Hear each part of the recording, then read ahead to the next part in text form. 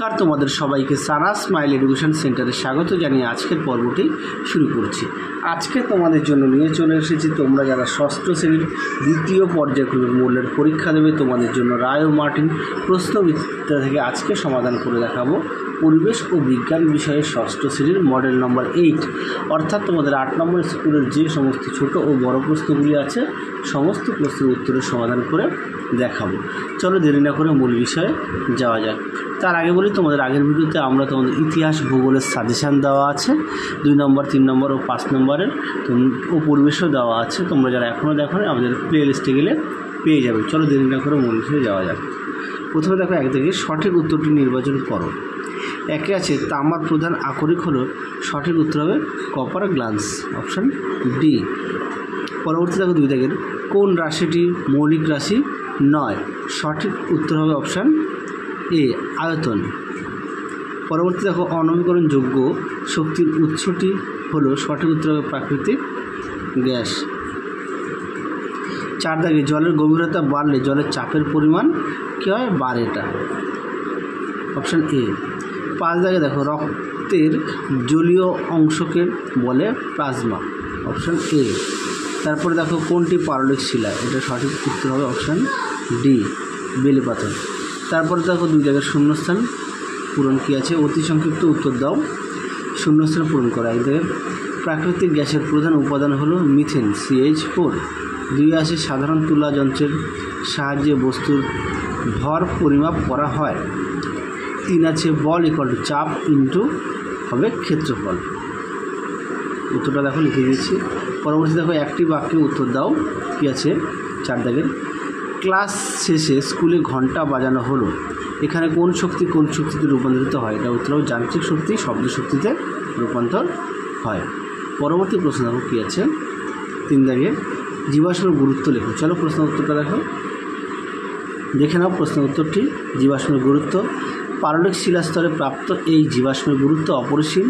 এই জীবাশ্ম পরীক্ষা করে 1 হচ্ছে জীবের আবির্ভাবকাল ও বাসস্থান জানা যায়, 2 হচ্ছে শিলার বয়স জানা যায়, 3 হচ্ছে বিভিন্ন যুগে জীবের বিবর্তন ও জলবায়ুর পরিবর্তন সম্পর্কে জানা যায়। উত্তরটা তাহলে এখান থেকে এই অবধি লিখবে। চলো পরবর্তী প্রশ্ন দেখো কী আছে।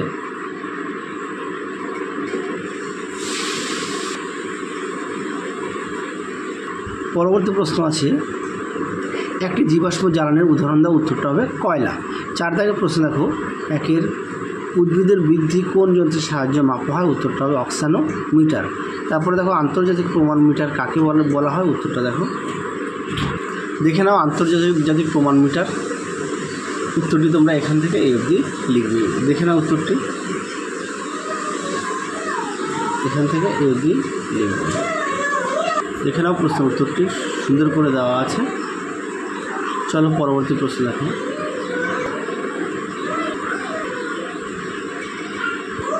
পরবর্তী প্রশ্ন দেখো লিন্ডেম্যানের 10%। পরবর্তী দেখো 2 দাগের লিন্ডেম্যানের 10% সূত্রটি লেখো। এসআইতে বলের একক কি, এসআইতে বলের একক হচ্ছে নিউটন। সূত্রটা দেখো, তোমার দেখাই।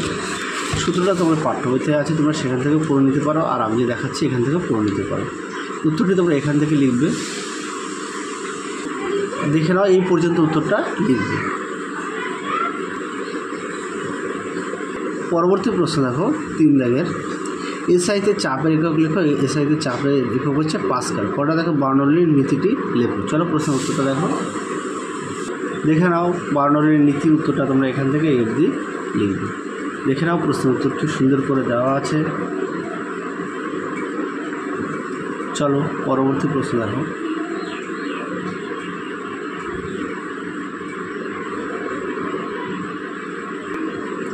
পরবর্তী প্রশ্ন দেখো 4 দাগের হিঞ্জ সন্ধি কোথায় দেখা যায়, উত্তরটা হবে হাঁটুতে ও কনুতে। কটা দেখো টেন্ডন কি, এর কাজ লেখো।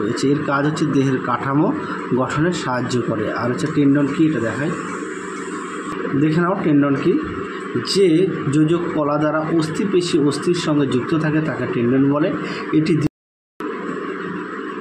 প্রোটিন তন্তু দ্বারা নির্মিত। উত্তরটি এখান থেকে তোমরা এই অবধি লিখবে। চলো আজকের মতো এখানে সমাপ্ত করছি, আবার দেখা হবে খুব শীঘ্রই তোমাদের পরবর্তী ভিডিওতে। তোমরা সবাই সুস্থ থেকো, ভালো থেকো, টাটা।